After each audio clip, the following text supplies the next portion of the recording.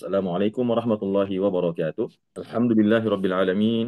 Wassalatu wassalamu ala asyrafil anbiya'i wal mursalin.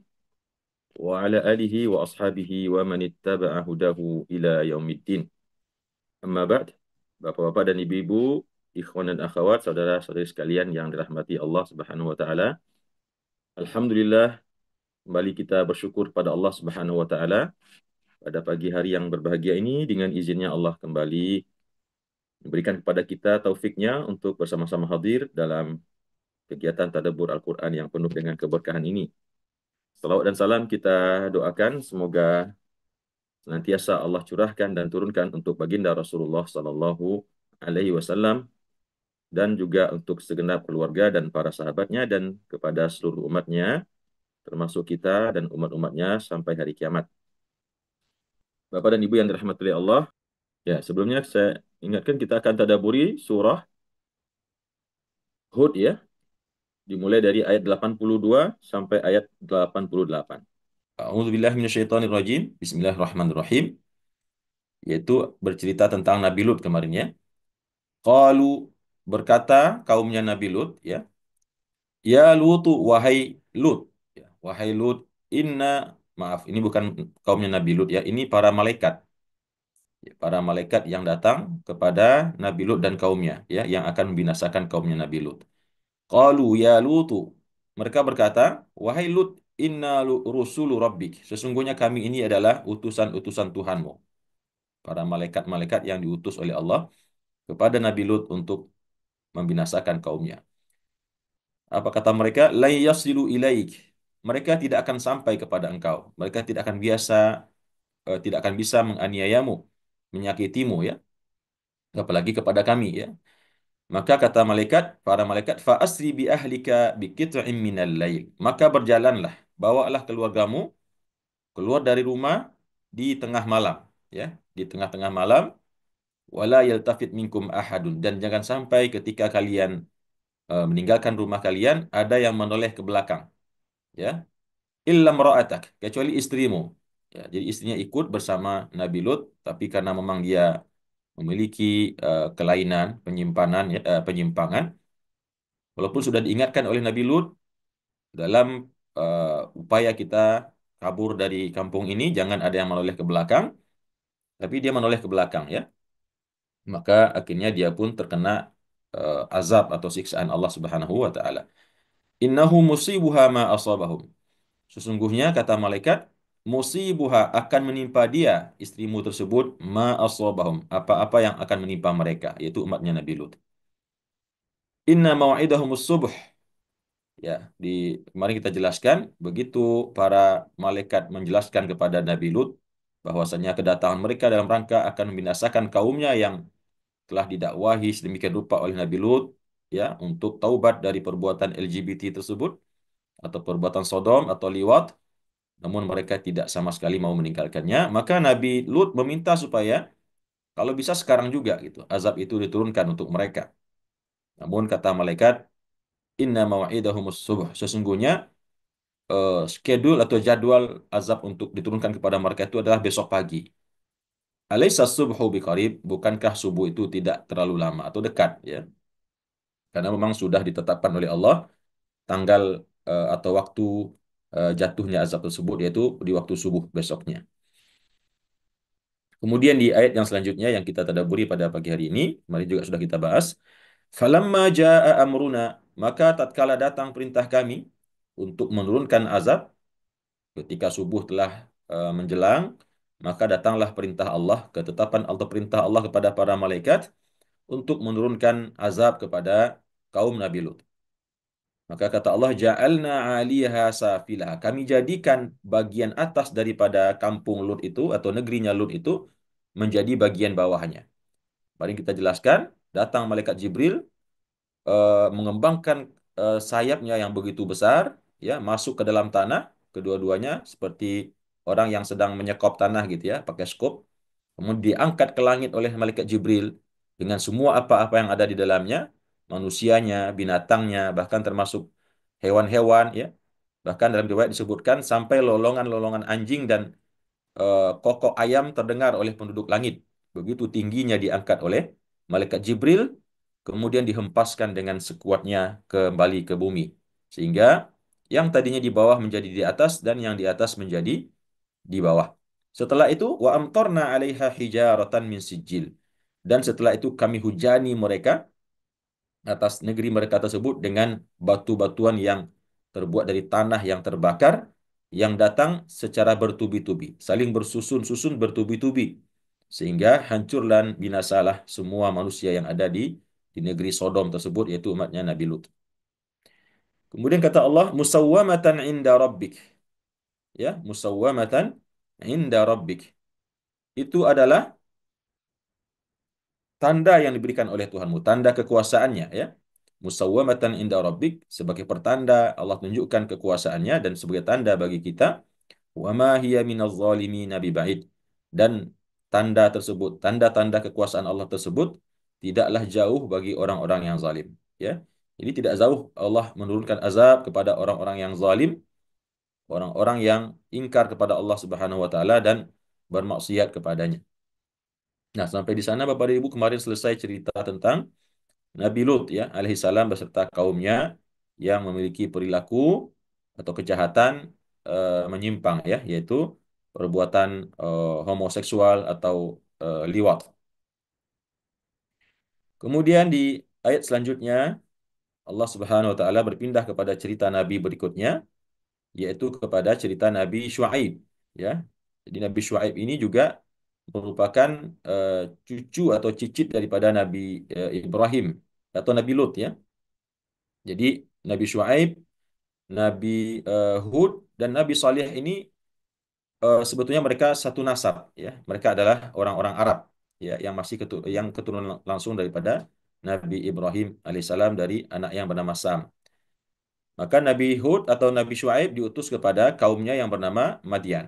Kaum Madian, ya. Kaum Madian ini Bapak Ibu kalau secara lokasi geografisnya berada di barat lautnya Jeddah, ya, atau di barat lautnya Kerajaan Arab Saudi, di daerah sekitar Tabuk itulah, ya. Eh, dalam ayat lain penduduk Madian ini juga disebut dengan nama Ashabul Aikah, ya. Ashabul Aikah artinya adalah orang-orang yang menyembah pohon Aikah. Ada sejenis pohon yang tumbuh di Arab namanya pohon Aikah. Bisa nanti dilihat seperti apa bentuknya di internet, ya. Nah, mereka juga dulu di samping memiliki eh, perbuatan, samping mereka menyembah selain Allah, yaitu pohon Aikah, maka yang terkenal daripada kaum Madian ini adalah mereka adalah orang pertama di muka bumi dalam sejarah manusia yang melakukan kejahatan mengurang-urangi timbangan dan takaran. Jadi merekalah pencetus pertama perbuatan jahat mengurangi dan mengurangi timbangan dan takaran. Wa ila Madyana akhahum Syuaiba, dan kepada negeri Madian atau kepada kaum Madian akhahum Syuaiba diutus saudara mereka yaitu Nabi Syuaib, ya, Nabi Syuaib alaihissalam. Nah, dulu sudah pernah kita juga bahas, ya, tentang siapa Nabi Syuaib. Nabi Syuaib, Bapak dan Ibu rahimakumullah, mungkin kalau mau dibacakan sedikit tentang profilnya, ya. Nah, Nabi Syuaib ini dia merupakan salah satu nabi yang dinisbahkan kepada bangsa Arab, lahir 16 abad sebelum Masehi, ya, dan kemudian meninggal 15 abad sebelum Masehi. Berarti umurnya sekitar 100 tahunan.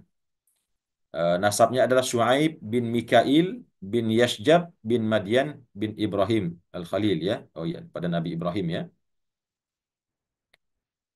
Kemudian, ya, tadi diutus kepada suku Madian atau kaum Madian. Maka qala, berkatalah Nabi Syuaib kepada kaumnya, yaitu orang-orang Madian, ya qaumi, wahai kaumku, wa'budullaha, sembahlah oleh kalian Allah Subhanahu wa taala, ya. Karena seperti yang kita sampaikan kemarin, sepeninggal Nabi Lut, ya, kemudian anaknya, cucunya, maka kemudian manusia kembali menyembah berhala di zaman Nabi Hud, ya. Nabi Hud, kemudian Nabi Saleh dan terus kepada Nabi Syuaib. Maka dakwah pertama para nabi tersebut adalah menyeru kembali kepada tauhid. Ya qaum ya'budullaha, wahai kaumku sembahlah Allah. Malakum min ilahin ghairuh. tidak ada bagi kalian berupa Tuhan selain Dia, selain Allah tersebut. Jadi tiada Tuhan selain Allah, maka sembahlah Dia. Itu seruan pertama terkait dengan seruan tauhid, memurnikan dan mengesahkan Allah Subhanahu wa taala. Jadi mereka juga para penyembah penyembah berhala, eh, yaitu ashabul aikah, menyembah pohon ya, menyembah pohon kayu. Kemudian wala tanqusul mikyala, dan jangan kalian mengurang-urangi takaran, wal mizana, dan timbangan.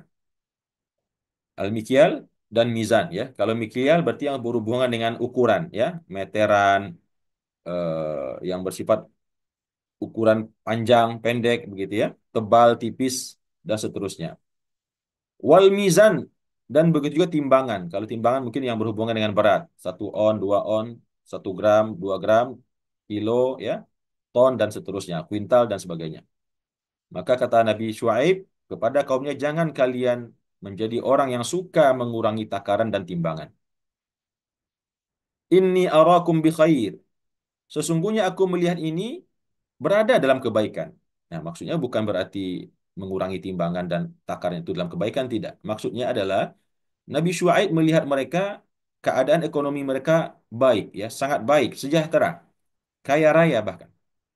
Makanya jangan sampai karena kalian sudah berada, makmur, ya, baik ekonomi kalian, kaya kalian semuanya, lalu kalian mengurang-urangi timbangan. Ya, kalau dalam keadaan miskin melarat, ya bisa di, di mungkin bisa dimaklumi ya, meskipun tetap salah. Ya, karena keinginan untuk menjadi kaya. Tapi kata Nabi Syuaib, ini arakum bi khair. Sesungguhnya aku melihat kalian dalam keadaan baik, ya, tidak kesusahan, tidak dalam keadaan fakir. Lalu kenapa harus mengurangi timbangan dan mengurangi takaran?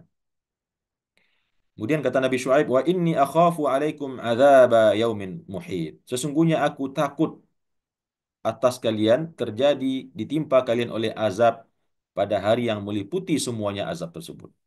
Adzaba yaumin muhit, ya. Bisa jadi azab dunia sebagaimana yang turunkan kepada Nabi Hud, umat Nabi Hud dan umat Nabi Saleh, dan bisa juga maksudnya adalah azab hari akhirat yang tidak ada orang yang bisa selamat daripadanya. Jadi itu seruan Nabi Syuaib kepada kaumnya. Yang pertama seruan untuk memurnikan tauhid, menjauhi syirik, menjauhi menyembah berhala, dan yang kedua adalah meminta mereka untuk meninggalkan kebiasaan buruk, curang ya, yaitu mengurangi takaran dan mengurangi timbangan. Kemudian di ayat yang selanjutnya kata Nabi Syuaib alaihissalam, wa ya qaumi, wahai kaumku. Kalau tadi berbentuk larangan ya, jangan mengurangi takaran, jangan mengurangi timbangan, maka sekarang kebalikannya. Wa ya qaumi, wahai kaumku, cukupkanlah takaran dan cukupkanlah timbangan bil qisti, dengan adil, dengan akurat. Jangan kurangi sedikit pun ya. Jangan orang belanja 1 kilo gula dikasih cuma 900 on gitu. Ya, Eh, orang belanja misalkan 1 truk pasir ya dikasih cuman 3/4-nya, dikurangi ya. Bahkan dengan segala cara ya. Banyak kalau melihat cara-cara orang mengurangi timbangan, ada yang dikasih magnet di bawah timbangannya ya, ada yang dimainin macam-macam ya. Dan itu terjadi terus sampai hari ini ya. Jadi kalau soal mengurangi timbangan, ukuran itu sudah perangainya umat Nabi Syuaib dulu ribuan tahun yang lalu, belasan ribu tahun yang lalu. Ya, makanya sampai hari ini dosa pengurangan timbangan ini semuanya ditimpakan juga kepada umatnya Nabi Syuaib ini, orang Madian. Karena mereka dulu yang mencetuskannya pertama kali.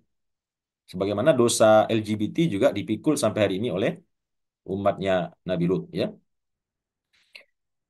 Maka kata Nabi Syuaib, "Auful mikyala wal mizana bil qisti." Cukupkanlah oleh kalian takaran dan timbangan dengan adil. Jangan dikurang-kurangi, ya. Jangan bermain curang. Wala tabkhasun nasa asya'ahum. Dan jangan kalian merugikan manusia dalam barang-barang sesuatu yang menjadi milik mereka. Jadi jangan berbuat curang ya. Jangan merugikan orang lain dengan cara-cara yang curang terkait dengan hak-hak yang seharusnya mereka ambil dari kalian. Ya, melalui jual beli. Orang udah ngasih duit pas ya, cukup, maka berikan mereka haknya. Apa yang mereka beli berikan sesuai dengan harga yang telah disepakati, jangan dikurangi sedikit pun. Ya, kalau kita lihat praktek hari ini Bapak dan Ibu ya banyak sekali ya.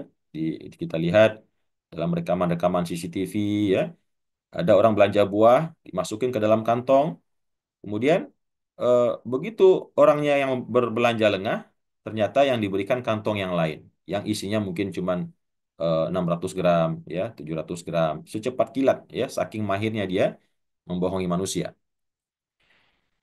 Wala ta'thaw fil ardi mufsidin, dan jangan kalian berbuat kejahatan di atas bumi ini dengan keadaan membuat rusak ya. Jangan kalian berbuat jahat menjadi orang-orang yang berbuat kerusakan. Jadi kerusakan itu Bapak Ibu bukan menebang pohon saja, bukan menutupi selokan dengan sampah saja ya, bukan apalagi merusak polusi udara dan sungai dan sebagainya. Ya, itu betul-betul kerusakan. Tapi kerusakan juga yang tidak kalah dahsyatnya adalah berbuat maksiat, berbuat curang, menzalimi orang lain, ya, baik yang berhubungan dengan orang lain maupun dengan diri sendiri. Minum khamar itu juga merusak.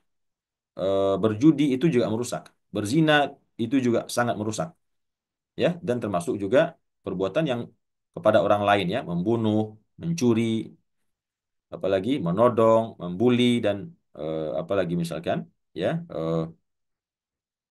merebut harta orang lain dengan cara yang zalim ya. Maka kata Nabi Shu'aib, jangan kalian berbuat kejahatan di atas bumi dan membuat kerusakan. Kemudian kata Allah selanjutnya di ayat berikutnya, baqiyatullahi khairul lakum. Sisa-sisa Allah ya. Maksudnya sisa-sisa Allah ini adalah nikmat-nikmat Allah yang lain ya. Kebaikan-kebaikan Allah yang lain khairul lakum. Lebih baik bagi kalian dibanding setengah kilo atau 100 gram, 50 gram yang kalian curi tersebut. Kalau kalian mau bertakwa kepada Allah, kalian nggak mau ambil yang setengah on, 1 on ya, maka Allah akan berikan yang lebih baik daripada yang kalian tinggalkan tersebut ya. Kalau kalian mau jujur dan tidak mengurangi dengan 1 gram, 2 gram, maka kata Allah, baqiyatullahi khairul lakum. Sisa-sisa kebaikan yang tinggal untuk engkau yang Allah siapkan, maka jauh lebih baik daripada kalian dibanding hanya mencari keuntungan sedikit dan sesaat. Kalau kalian jujur, kalian bertakwa kepada Allah, rezeki kalian bahkan akan dilipat gandakan oleh Allah. Akan diberikan kepada kalian barakat, berkah ya. Badan kalian disehatkan ya, rumah tangga kalian dibuat sakinah, mawaddah, warahmah. Anak-anak kalian menjadi anak-anak yang patuh, soleh, pintar, berprestasi. Apalagi tetangga-tetangga kalian akan menjadi tetangga-tetangga yang baik, mulia, dan seterusnya. Jadi jangan dikira kejujuran, ketakwaan, ketakutan kepada Allah itu di dunia pun nggak dapat balasan begitu. Karena ada orang mungkin nggak sabar ya kalau akhirat kelamaan gitu. Ya, nyata tidak. Dalam Al-Quran surah Yunus yang kemarin sudah kita tadaburi, Allah mengatakan lahumul bushra fil hayatid dunya wa fil akhirah. Kepada orang yang bertakwa Allah berikan kegembiraan, kabar baik, kebahagiaan sejak di dunia dan kemudian nanti di akhirat. Wal akibatu lit taqwa, dan kemenangan, kesuksesan, kebahagiaan itu Allah berikan kepada orang yang bertakwa. Dan takwa tentunya di dunia ya. Dan Allah berikan juga balasannya di dunia sebelum akhirat. Baqiyatullahi khairul lakum. Nah, ini mungkin ayat ini menginspirasi kita Bapak dan Ibu ya. Ya, barangkali ada di antara kita yang mungkin berdagang ya, yang selama ini mungkin ada terlakukan tidak sengaja ya. Maka ayat ini menjadi ingatan bagi kita ya. Bahwasanya apa yang Allah janjikan, yang Allah sisakan untuk kita dibanding sedikit harta yang kita ambil dengan cara yang batil, jauh lebih baik, jauh lebih berkah dibanding yang sedikit tersebut. In kuntum mu'minin. Sisa-sisa kebaikan yang Allah tinggalkan untuk kalian jauh lebih baik bagi kalian jika kalian orang-orang yang beriman. Ya, kalau beriman kalian dengan kekuasaan Allah, keluasan rezeki Allah, kemahakuasaan Allah untuk melimpahkan rezeki dan kebaikannya kepada hamba-hamba yang bertakwa kepadanya. Kalau kalian beriman ya. Wa ma ana alaikum bihafiz. Dan aku, kata Nabi Shu'aib, bukanlah menjadi penjaga bagi kalian. Saya hanya mengingatkan, saya kan nggak mungkin nongkrongin kalian 24 jam, melihat kalian jujur atau nggak jujur dalam berjual beli, berdagang. Karena saya bukan memang penjaga. Saya bukan penjaga kalian. Saya nggak mungkin mengawasi, mendampingi ya 24 jam, apalagi kalian juga banyak jumlahnya gitu kan. Maka kata Nabi Syuaib, "Wa ma ana alaikum bihafiz," dan aku tidak bisa menjaga kalian. Baik juga dalam artian aku juga tidak bisa menjaga kalian dari murka Allah. Azab Allah ketika nanti azab itu turun kepada kalian karena kemaksiatan dan kemungkaran yang kalian lakukan. Itu perkataan Nabi Syuaib kepada kaumnya. Wa ma ana alaikum bihafiz. Aku tidak bisa menjaga kalian, ya, mendampingi kalian terus-menerus, mengawasi kalian terus-menerus. Lalu Bapak dan Ibu rahimakumullah, apa jawaban daripada orang-orang Madian tersebut? Ya, setelah Nabi Syuaib mendakwahi mereka, menyeru mereka, menasihati mereka, mengingatkan mereka akan kesyirikan dan akan tindakan curang, mengurangi takaran dan timbangan. Qalu, mereka berkata, umatnya Nabi Syuaib itu orang-orang Madian. Kaum Madian berkata, "Ya Syuaibu, wahai Syuaib, ya, hei Syuaib, as-salatuka ta'muruka an natruka ma ya'budu abauna?" Mereka bertanya, dan bertanya ini tentu mengolok-olok, ya. Mengolok, merendahkan, menghina, ya. Apa kata mereka? As-salatuka. Ini dibacanya as-salatuka, Bapak Ibu, bukan as-salawatuka. As-salatuka. Apakah solatmu? Ya, atau solat di sini bisa disebut dengan agama, ya, ajaran agamamu. Karena ajaran agama yang paling pokok, ya, adalah solat. Maka mereka menggunakan kata solat di sini. Karena agama itu kan yang nampak itu solat. Orang mengatakan beragama tapi nggak sholat, ya nggak percuma, ya, karena nggak ada syiarnya agama itu. Syiar agama yang paling utama adalah sholat. Orang kalau mengaku beragama, maka yang pertama akan nampak dari dirinya adalah dia menegakkan sholat, baik sendirian maupun berjamaah di masjid.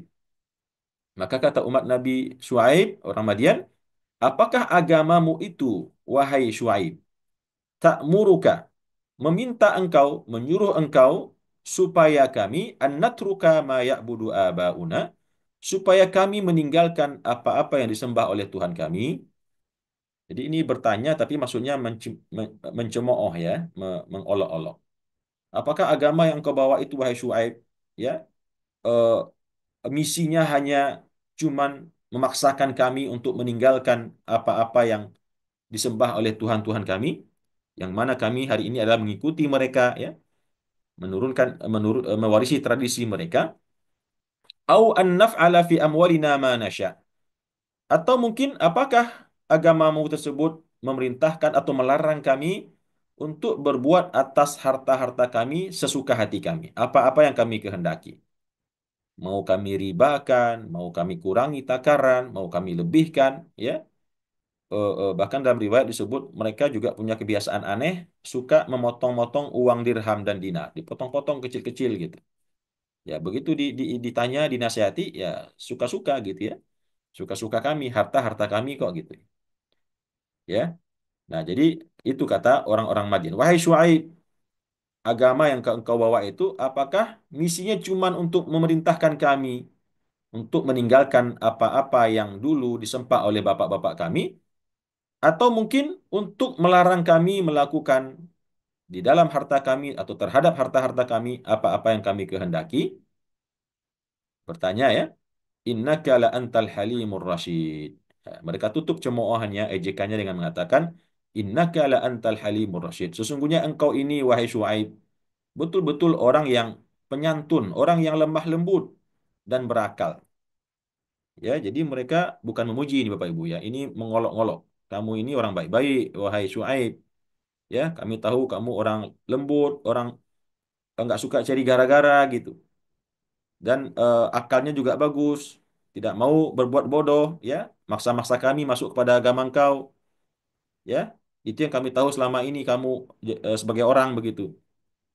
Nah sekarang yuk nggak usah ngeyel gitu, kata umatnya Nabi Syuaib. Udah sekarang hentikan dakwahmu, kami nggak akan meninggalkan perbuatan menyembah berhala-berhala yang dulu disembah oleh bapak-bapak kami, dan juga soal harta kami itu suka-suka kami. Kami mau kurangi, mau tambahi, mau apapun itu hak kami karena harta-harta kami. Ya, kamu tetaplah jadi orang baik, wahai Syuaib.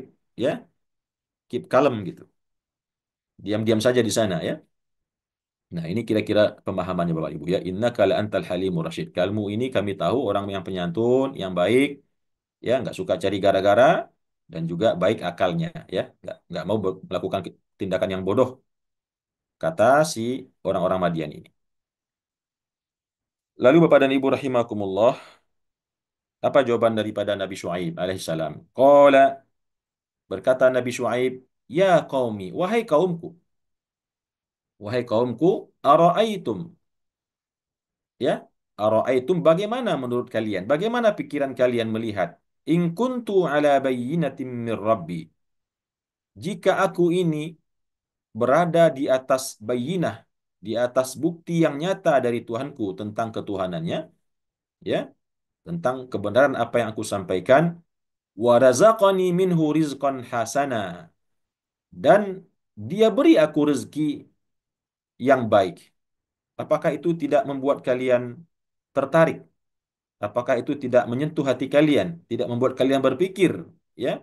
Bagaimana mungkin seorang yang bernama Syuaib memiliki bukti-bukti kebenaran dan mendapatkan rezeki dari Allah Subhanahu wa taala, ya? Dan bisa juga diartikan, eh, apakah kalian pikir saya akan meninggalkan dakwah ini dengan tadi kalian mengatakan mengejek, mengolok-olok, sementara aku, ya, asal kalian tahu, telah merasakan bahwasanya aku berada di atas bukti yang sangat nyata dari Tuhanku.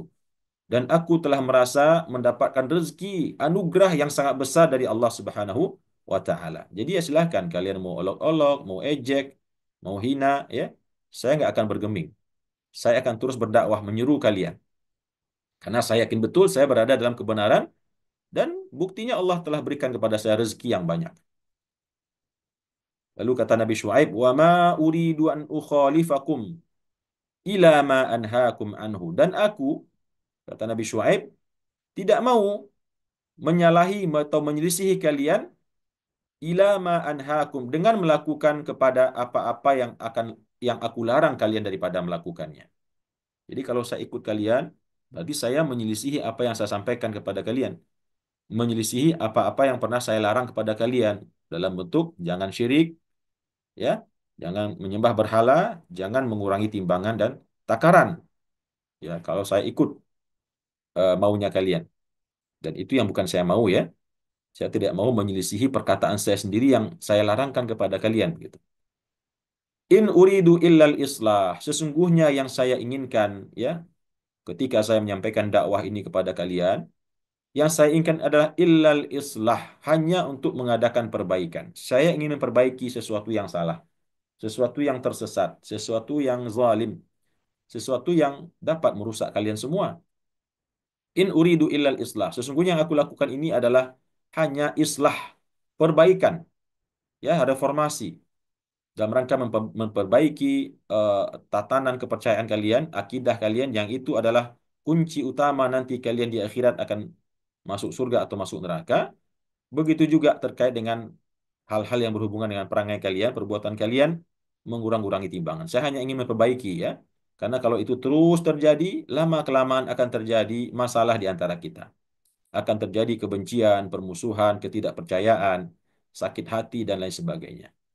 In uridu ilal islaha mastata'tu.